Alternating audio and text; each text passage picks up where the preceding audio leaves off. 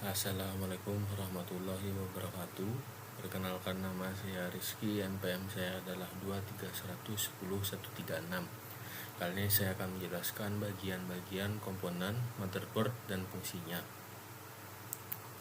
Pertama-tama, pengertian motherboard. Motherboard atau mainboard atau sering disebut juga papan induk adalah sebuah papan sirkuit tempat semua perangkat keras komputer saling terhubung. Bisa dibilang motherboard ini merupakan pusat penghubung dari semua perangkat keras komputer yang ada. Yang pertama, untuk bagian dari motherboard ada soket prosesor atau CPU soket. Soket prosesor merupakan tempat di mana prosesor terpasang. Kalau dilihat secara fisik, area dari soket prosesor ini selalu dikelilingi oleh 4 lubang untuk penyangga heatsink fan, karena prosesor sangat memerlukan penghantar panas saat bekerja. Yang kedua adalah slot memori. Secara fisik bentuknya memanjang sesuai dengan panjang RAM. Pada umumnya posisi slot memori ini bersebelahan dengan soket prosesor dan biasanya jumlahnya lebih dari satu slot. Disinilah RAM dipasang. Setiap jenis RAM, DDR, DDR2, DDR3 memiliki jenis slotnya tersendiri. Jadi jangan sembarangan memilih RAM. Harus sesuai dengan slot memori yang ada pada motherboard. Yang ketiga adalah slot IDE dan slot SATA.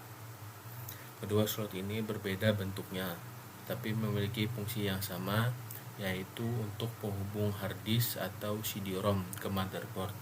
Ciri fix dan slot IDE ini adalah bentuknya yang agak memanjang, menyesuaikan dengan kondisi fisik kabel data IDE. Sedangkan untuk slot SATA bentuk fisiknya lebih kecil dan tidak terlalu memakan tempat karena kabel data SATA juga bentuknya relatif kecil.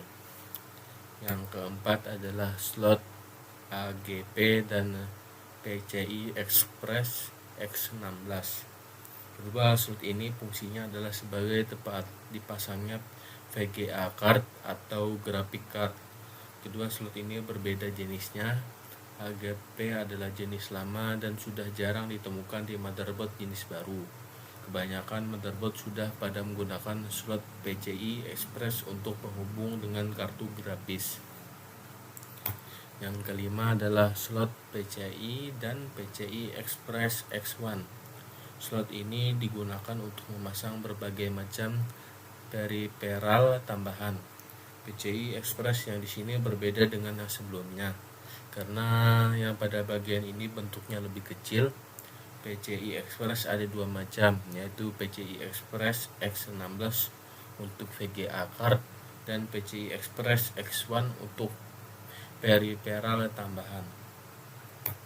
Yang kelima adalah BIOS. BIOS atau Basic Input Output System merupakan sebuah chip yang berfungsi sebagai pengontrol perangkat keras yang terpasang pada komputer. BIOS bertanggung jawab atas kesiapan komputer dalam melakukan booting dengan mengecek hardware yang terpasang pada komputer. Yang keenam adalah baterai CMOS. Baterai CMOS atau Complementary Metal Oxide Semiconductor merupakan sebuah baterai kecil yang digunakan untuk memberi daya pada BIOS dan juga untuk menyimpan semua settingan yang ada pada BIOS. Bentuk seperti baterai jam tangan, hanya saja bentuknya lebih besar.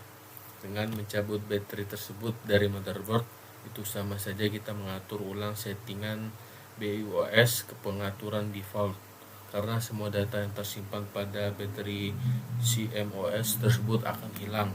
Jadi jika kamu lupa password BIOS, kamu cabut saja baterai CMOS-nya.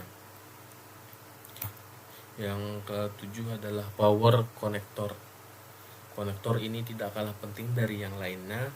Konektor ini menghubungkan motherboard dengan power supply agar motherboard bisa mendapatkan daya listrik, biasanya berjumlah 20-24 pin. Yang selanjutnya adalah 1/0 ports. Bagian ini biasanya dapat kita gunakan dari luar casing, merupakan kumpulan port sebagai input maupun output data komputer, terdiri dari USB, LAN, VGA, serial, PS2. Yang terakhir ada pin kabel front panel. Bentuknya seperti jarum-jarum, digunakan untuk memasang tombol power, restart, LED power, dan LED hard disk. Untuk memasang kabel-kabel yang ukurannya sangat kecil ini, kita biasanya dibantu dengan bacaan yang ada di sekitar pin front panel di setiap motherboard. Itu saja dari saya. Apabila ada kesalahan mohon dimaafkan. Wassalamualaikum warahmatullahi wabarakatuh.